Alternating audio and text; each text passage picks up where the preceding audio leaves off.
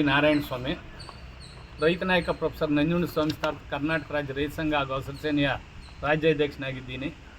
ಮುಂದೆ ಜಿಲ್ಲಾಧ್ಯಕ್ಷನಾಗಿ ನಮ್ಮ ಶ್ರೀನಿವಾಸು ಮುನಿಯಂಗ್ ರೆಡ್ಡಿ, ತಾಲೂಕು ಅಧ್ಯಕ್ಷರು ಚಿಕ್ಕಬಳ್ಳಾಪುರ, ನಮ್ಮ ಶಿಡ್ಲಘಟ್ಟ ತಾಲೂಕು ಅಧ್ಯಕ್ಷರು, ಮಂಚನಹಳ್ಳಿ ತಾಲೂಕು ಅಧ್ಯಕ್ಷರು, ಚೇಳೂರು ತಾಲೂಕು ಅಧ್ಯಕ್ಷರು, ಗೌರಿಬಿದನೂರು, ಚಿಂತಾಮಣಿ, ಗುಡಿಬಂಡೆ ತಾಲೂಕು ಅಧ್ಯಕ್ಷರು ಎಲ್ಲ ಸೇರಿ ಇವತ್ತು ಇಡೀ ಜಿಲ್ಲೆಯೊಳಗೆ 8 ತಾಲೂಕುಗಳು ಇವತ್ತು ಗಡಿ ಭಾಗದಲ್ಲಿರೋದ್ರಿಂದ ಬಿತ್ತನೆ ಬೀಜಗಳು ಗೊಬ್ಬರಗಳು ಕೊರತೆ ಆಗದಂತೆ ಮುನ್ನೆಚ್ಚರಿಕೆ ವಹಿಸಿ ನೀವು ಮುಂಗಡವಾಗಿ ಎಲ್ಲ ರೈತರಿಗೂ ಅನುಕೂಲ ಮಾಡಿಕೊಡ್ಬೇಕು ಅಂತಂದ್ಬಿಟ್ಟು ಇವತ್ತು ನಮ್ಮ ಮಾನ್ಯ ಜಂಟಿ ನಿರ್ದೇಶಕರನ್ನ ಭೇಟಿ ಮಾಡೋಕ್ಕೆ ಬಂದಿದ್ದೀವಿ. ಇದನ್ನು ಅವ್ರ ಗಮನಕ್ಕೆ ತಂದು ಸಕಾಲಕ್ಕೆ ಎಚ್ಚೆತ್ತುಕೋಬೇಕು. ಹಾಗೂ ಗಡಿ ಭಾಗದಲ್ಲಿರುವಂಥ ಈ ಒಂದು ಜಿಲ್ಲೆಗೆ, ಅದು ಇಡೀ ರಾಜ್ಯದಲ್ಲಿ ಗಡಿ ಭಾಗಗಳಲ್ಲಿರೋದು, ಕಾಡಂಚಿನಲ್ಲಿರೋದು, ಇವತ್ತು ಮಂಡಿಕಲ್ಲು ಸುತ್ತಲೂ ಕಾಡಂಚಿನಲ್ಲಿದೆ, ಇವತ್ತು ಮಂಚನಹಳ್ಳಿ ಸುತ್ತಲೂ ಕಾಡುಗಳ ಮಧ್ಯದಲ್ಲಿದೆ.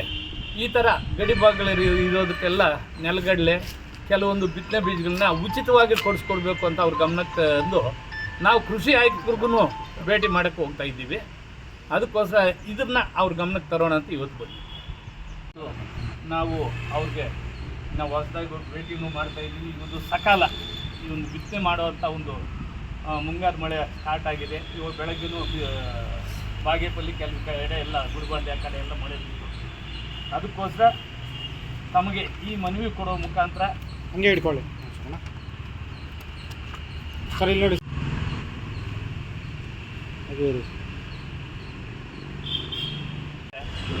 ಅತಿವೃಷ್ಟಿ ಒಂದು ಕಡೆ ಬೆಳೆ ಆದಾಗ ಅನಾವೃಷ್ಟಿ ಒಂದು ಕಡೆ ಆಗೋಗಿ ಇವತ್ತು ರೈತರು ಬಿತ್ತನೆ ಬೀಜನೂ ಕೊಂಡ್ಕೊಳ್ಳೋ ಪರಿಸ್ಥಿತಿನಿಲ್ಲ. ಗಡಿ ಭಾಗಗಳಲ್ಲಿರುವುದು ಇನ್ನೊಂದು ಕಾಡು ಮಧ್ಯದಲ್ಲಿರುವ ಕಾಡಂಚಿನಲ್ಲಿರೋರಿಗೆಲ್ಲ ಬಿತ್ತನೆ ಬೀಜ ನೀವು ಪಾಣಿಗೆ ನೋಡಿ ಎಲ್ಲ ಒಂದು ಇತಿಮಿತಿಯಲ್ಲಿ ಕೊಡಿಸ್ಕೊಡೋಕ್ಕೋಸ್ಕರ ನಾವು ಆಯುಕ್ತರನ್ನು ಭೇಟಿ ಮಾಡ್ತಾ ಇದ್ದೀವಿ. ಯಾಕಂದರೆ ಎಲ್ಲ ಜವಾಬ್ದಾರಿನೂ ತಾವೇನೂ ಇದು ಮಾಡೋಕ್ಕಾಗಲ್ಲ. ಆದಷ್ಟು ತಾವು ಮಾನ್ಯ ನಮ್ಮ ಜಿಲ್ಲಾಧಿಕಾರಿಗಳ ಸಮಕ್ಷಮದಲ್ಲೂ ಒಂದು ಸಭೆ ಕರೆಸ್ತಾ ಇದ್ದೀವಿ ಬರೋ ವಾರದಲ್ಲಿ. ಇವಾಗ ಕೃಷಿ ಆಯುಕ್ತರನ್ನು ಭೇಟಿ ಮಾಡ್ತೀವಿ, ನಮ್ಮ ಕೃಷಿ ಸಚಿವರನ್ನು ನಾವು ಭೇಟಿ ಮಾಡ್ತಾ ಇದ್ದೀವಿ. ಆದಷ್ಟು ಕೊಡ್ತಾ ಇದ್ದೀವಿ. ನಾವು ಬೇಗ ಉಚಿತ ಕಾರ್ಯಕ್ರಮ 50% ರಿಯಾಯಿತಿ ದರದಲ್ಲಿ ಇವಾಗಲೇ ಎಲ್ಲ ರೈತರ ಸಂಪರ್ಕ ಕೇಂದ್ರಗಳಲ್ಲಿ. ಈಗ ಮುಖ್ಯವಾಗಿ ನಮ್ಮ ಜಿಲ್ಲೆಯಲ್ಲಿ ಮೊದಲು ಬಿತ್ತನೆ ಆಗೋದು ಈ ತಿಂಗಳಲ್ಲಿ ಮತ್ತು ಮುಂದಿನ 15 ತಾರೀಕುವರೆಗೂ, ಮುಂದಿನ ಜೂನ್ ಕೊನೆಯವರೆಗೂ ಈ ಶೇಂಗಾ ಮತ್ತು ಕಡಲೆಕಾಯಿ ಮತ್ತು ಇದು ಮಾಡ್ತಾರೆ. ಅದು ತೊಗರಿ, ಇದು ಎಲ್ಲ ಕಡೆ ಸ್ಟಾರ್ಟ್ ಮಾಡಿದ್ವಿ. KSSಯಿಂದ ತೊಗರಿ ಸ್ಟಾರ್ಟ್ ಮಾಡಿದ್ವಿ ಮತ್ತು KOF ಸಂಸ್ಥೆಯಿಂದ ಕಡಲೆಕಾಯಿ ಎಲ್ಲ ಕಡೆಯೂ ಸ್ಟಾರ್ಟ್ ಆಗಿದೆ. ಈಗ ಬಿದ್ದಿರೋ ಮಳೆಯಿಂದ ಎಲ್ಲ ಭೂಮಿ ಸಿದ್ಧತೆಗಳು ಮಾಡಿಕೊಳ್ಳಿಕ್ಕೆ ಸರಿಸ್ತದೆ. ಮಳೆ ನೋಡಿಕೊಂಡು ಮಧ್ಯದಲ್ಲಿ ಡ್ರೈ ಸ್ಪೆಲ್ ಬರೋದು ಚಾನ್ಸಸ್ ಇದೆ. ಸ್ವಲ್ಪ ನೋಡಿಕೊಂಡು ಮಳೆ ನೋಡಿಕೊಂಡು ಕರೆಕ್ಟಾಗಿ ನೀವು ಬಿತ್ತನೆ ಮಾಡಬೇಕು ಅಂತ ರೈತರಲ್ಲಿ. ಸರ್, ಇನ್ನೊಂದು ಹೋದ ವರ್ಷ ಇದೇ ಥರನೇ ಮಂಡಿಕಲ್ ಹೋಬಳಿ, ಮಂಚನಹಳ್ಳಿ ತಾಲೂಕು, ಬಾಗೇಪಲ್ಲಿ ತಾಲೂಕು, ಚೇಳೂರು ಹೋಬಳಿ, ಗುಡಿಬಂಡೆ ಇದರಲ್ಲಿ ಈ ಫ್ರೀ ಕಿಟ್ಸ್ ಬಂತು. ನೆಲಗಡಲೆ ಎಲ್ಲ ಏನೋ ನಾಯಕರುಗಳಿಗೆ, ಪಕ್ಷದ ನಾಯಕರುಗಳಿಗೆ ಕೊಟ್ಟರೆ ವಿನ ರೈತರಿಗೆ ಕೊಡಲಿಲ್ಲ. ಒಂದು ಎರಡನೇದು, ನೀವು ಪಾಣಿ ತಗೊಳ್ಳಿ. ಇನ್ನೊಂದು, ಎಲ್ರಿಗೂ ಹಂಚಕ್ಕೂ ಆಗಲ್ಲ. ನಾವು ಅದು ನಿಮಗೂ ಒಂದು ಇತಿಮಿತಿ ಇದೆ, ನಾವು ಇತಿಮಿತಿಯೊಳಗೆ ಬಡ ರೈತರಿಗೆ ಕೊಡಿಸ್ಕೊಡಿ.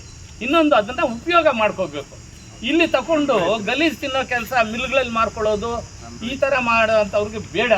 ಅದನ್ನು ಸದುಪಯೋಗ ಪಡಿಸ್ಕೊಳ್ಳುವಂಥ ರೈತರಿಗೆ ತಾವು ಇದು ಮಾಡಬೇಕು ಅಂತಂದರೆ ತಮಗೆ.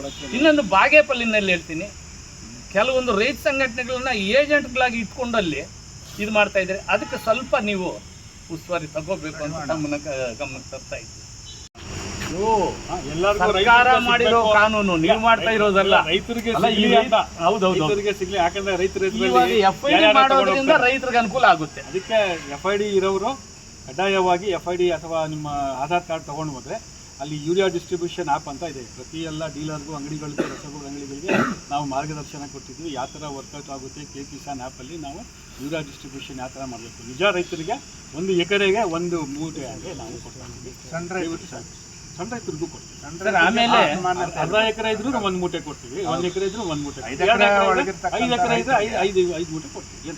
ತಮ್ಮಲ್ಲಿ ಎಕರೆಗೆ 1 ಮೂಟೆ ಅಂತ ನಾವು ಎಲ್ಲರಿಗೂ ಕೊಡ್ತೀವಿ. ತಮ್ಮಲ್ಲಿ ಒಂದು ರಿಕ್ವೆಸ್ಟ್ ಸರ್, ತಾವೊಂದು ಪ್ರೆಸ್ ಮೀಟ್ ಕರೆದು ತಮ್ಮ ಜಿಲ್ಲೆದು ಇದೊಂದು ಇದು ಮಾಡಿ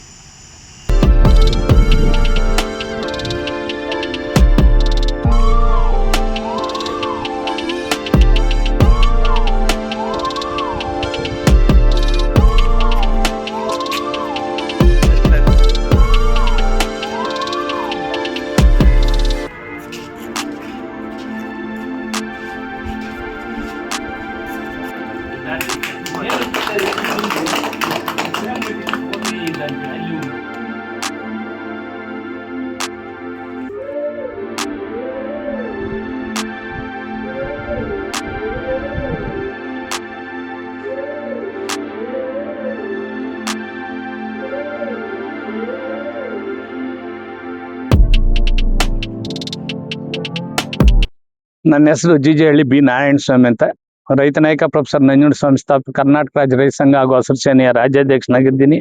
ನನ್ನ ಜೊತೆಗೆ ಜಿಲ್ಲಾಧ್ಯಕ್ಷರಾದಂಥ ಶ್ರೀನಿವಾಸ್ ಅವರು, ಮುನಿಯಂಗ್ ರೆಡ್ಡಿ ಅವರು, ಮುನ್ರಾಜ್ ಅವರು, ಇನ್ನ ಎಲ್ಲ ಗುಡಿಬಂಡೆ ತಾಲೂಕು ವೆಂಕಟರಮಣಪ್ಪನವರು, ಬೈರೆಡ್ಡಿ ಅವರು, ಎಲ್ಲ ಸಂಚಾಲಕರಾದಂಥ ನಾರಾಯಣಸ್ವಾಮಿ ಅವರು, ಎಲ್ಲ ಜಿಲ್ಲೆ ಪದಾಧಿಕಾರಿಗಳು ಬಂದು ಇವತ್ತು ಚೀಮೂಲ್ ಅಧ್ಯಕ್ಷರು ಆದಂಥ ಒಬ್ಬ ಪ್ರಾಮಾಣಿಕವಾದಂಥ ವ್ಯಕ್ತಿಗೆ ಒಂದು ಸನ್ಮಾನ ಮಾಡಬೇಕು ಅಂತ ಬಂದ್ವಿ. ಅವ್ರನ್ನ ಭೇಟಿಯಾಗಿ ಸನ್ಮಾನ ಮಾಡಿ, ಯಾಕಂದ್ರೆ ಆ ವ್ಯಕ್ತಿ ಅವ್ರ ಕುಟುಂಬನೇ ಒಂಥರ ಪ್ರಾಮಾಣಿಕವಾದಂಥ ಕುಟುಂಬ. ಅದಕ್ಕಾಗಿ ಅವ್ರನ್ನ ಸನ್ಮಾನ ಮಾಡಿ, ಈಗ ನಾವು ಏನು ಕೃಷಿ ಇಲಾಖೆ, ತೋಟಗಾರಿಕೆ ಇಲಾಖೆ, ಆಮೇಲೆ ರೇಷ್ಮೆ ಇಲಾಖೆ, ಈ ಮೂರನ್ನೂ ಭೇಟಿ ಮಾಡಿ ಏನು ಇವತ್ತು ಮುಂಗಾರು ಮಳೆ ಸ್ಟಾರ್ಟ್ ಆಗಿದೆ, ರೈತರಿಗೆ ಏನು ಅವಶ್ಯಕತೆ ಇದೆ, ಬಿತ್ತನೆ ಬೀಜಗಳು, ಗೊಬ್ಬರಗಳು ಮುಂಗಡವಾಗಿ ತರಿಸ್ಕೊಂಡು ಇವರು, ಯಾಕಂದ್ರೆ ಮಳೆ ಬಂದು ಎಲ್ಲ ಇದು ಮಾಡಿದ ಮೇಲೆ ರೈತರು ಹೊಲಕ್ಕೆ ಹೋದಾಗ ಬಿತ್ತನೆ ಬೀಜಗಳು ತರಿಸೋದು, ಆವಾಗ ಒಣಗೋಗೋದು, ಬಿತ್ತನೆ ಸಕಾಲದಲ್ಲಿ ಬಿತ್ತನೆ ಮಾಡೋಕ್ಕಾಗದೆ ಬಿತ್ತನೆಗಳು ಫೈಲೂರ್ ಆಗೋದು, ಈ ತರ ಆಗಬಾರ್ದು ಅಂತ ಅಂದ್ಬಿಟ್ಟು ಅವ್ರನ್ನೂ ಇವತ್ತು ಭೇಟಿ ಮಾಡಿ ಇವತ್ತು ಅಲ್ಲೂ ಒಂದು ಮನವಿ ಕೊಟ್ಟಿದ್ದೀವಿ. ಅಲ್ಲಿ ಅವ್ರ ಗಮನಕ್ಕೂ ತಂದಿದ್ದೀವಿ.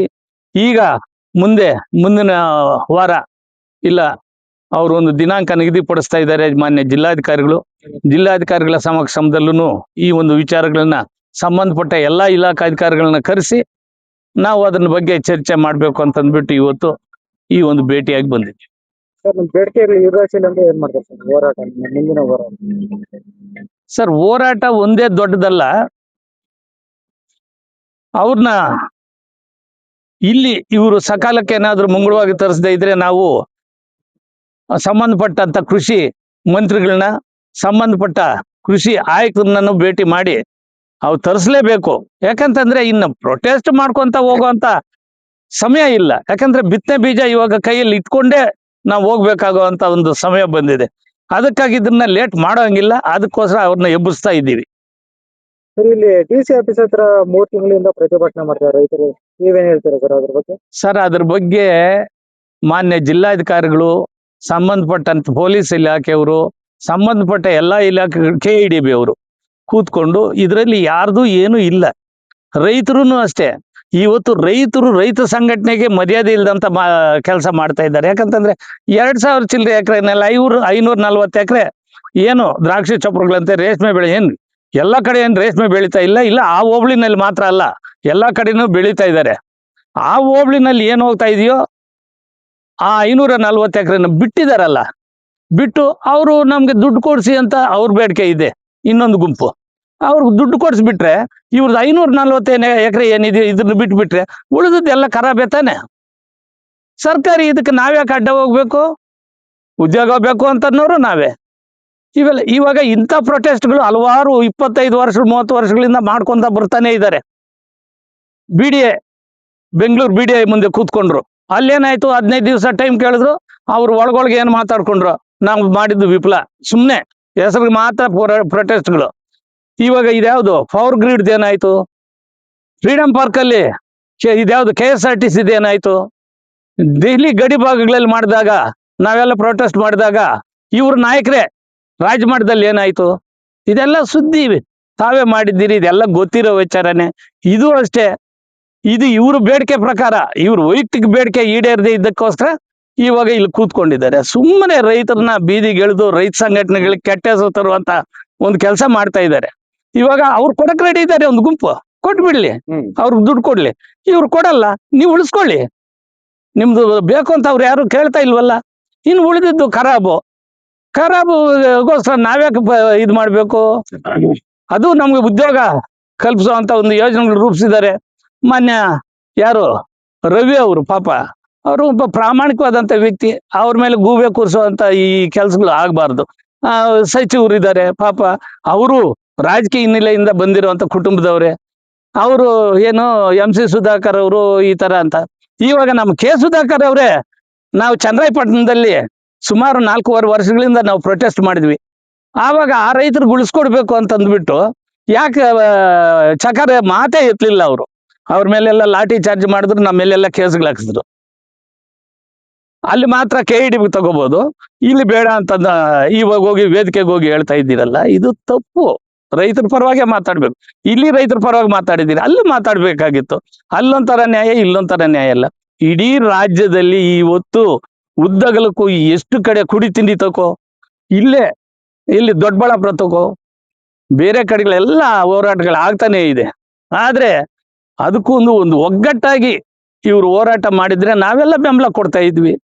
ಒಬ್ರು ದುಡ್ಡು ಬೇಕು ಅಂತ ಇದ್ದಾರೆ, ಇನ್ನೊಬ್ರು ಜಮೀನು ಬೇಕು. ನಿಮ್ಗೆ ಜಮೀನ್ ಬೇಡ, ನಿಮ್ ಜಮೀನ್ ನೀವು ಇಟ್ಕೊಳ್ಳಿ ಅಂತ ಇವತ್ತು KEDB ಅವರು ಅಂತ ಇದ್ದಾರೆ, ಜಿಲ್ಲಾಧಿಕಾರಿಗಳು ಅಂತ ಇದ್ದಾರೆ. ಇದೆಲ್ಲ ಸುಮ್ಮನೆ ಅಭಾಷೆ ಅಷ್ಟೇ. ಏನು ರೈತ ಸಂಘಟನೆಗಳು ತಲೆತ್ಕೊಂಡು ಓಡಾಡಬಾರ್ದು. ಇದು ಒಂದು ತಾಯಿ ಸೆರಗು ಸರ್. ಈ ತಾಯಿ ಸೆರಗನ ಇವತ್ತು ತಲೆ ಎತ್ಕೊಂಡು ತಿರುಗಾಡುವಂತ ಪರಿಸ್ಥಿತಿನಲ್ಲಿಲ್ಲ. ಆ ಮಟ್ಟಕ್ಕೆ ತಂದ್ಬಿಟ್ರು ಈ ಹೋರಾಟಗಳು. ಇವೆಲ್ಲ ಸ್ವಲ್ಪ ವಿಚಾರಗಳು ಗೊತ್ತಿರ್ಬೇಕು. ವಿಚಾರಗಳು ಅಂತಂದ್ರೆ ಇವಾಗ ಇವ್ರು ಮಾಡ್ತಾ ಇರೋ ಉದ್ದೇಶಗಳೆಲ್ಲ ನಮ್ಮ ಮಾಧ್ಯಮ ಮಿತ್ರರಿಗೂ ಗೊತ್ತು, ನಮ್ಮ ಪತ್ರಿಕಾ ಮಿತ್ರರಿಗೂ ಗೊತ್ತು, ಇಡೀ ಪ್ರಪಂಚಕ್ಕೆ ಗೊತ್ತಿದೆ ಇವ್ರು ಮಾಡ್ತಾ ಇರೋ ಇದೇನು ಅನ್ನೋದು. ಒಂಥರ ನಗೆ ಪಾಟ್ಲು ಅಷ್ಟೇ. ಇದು ಪೂರ್ತಿ ತಪ್ಪು ಸರ್. ಇದನ್ನ 540 ಎಕರೆ ನಿಮ್ಗೆ ಬಿಟ್ಟಿದ್ದಾರೆ, ಅವ್ರಿಗೆ ದುಡ್ಡು ಕೊಡ್ಸಕ್ಕೆ ರೆಡಿ ಇದ್ದಾರೆ ಕೊಡಕ್ಕೆ. ಇದನ್ನ ಬಿಟ್ಟು ನೀವು ಪರಿಹಾರ ಕಂಡ್ಕೋಬೇಕು. ಸುಮ್ಮನೆ ಪ್ರೊಟೆಸ್ಟ್ಗಳು ಅದು ಮಾಡ್ಬೇಕು. ಇವಾಗ 1777 ಎಕರೆ KEDB ಇದು ಚನ್ನರಾಯಪಟ್ಟಣ ನಾವು ಹೋರಾಟಗಳು ಮಾಡಿದ್ವಿ, ಬಿಡಿಸ್ಕೊಟ್ಟಿದ್ದೀವಿ. ಒಗ್ಗಟ್ಟಾಗಿದ್ರೆ ನಾವು ಬೆಂಬಲ ಕೊಡ್ಬೋದು, ನಾವು ಆ ಹೋರಾಟದಲ್ಲಿ ಭಾಗವಹಿಸ್ಬೋದು.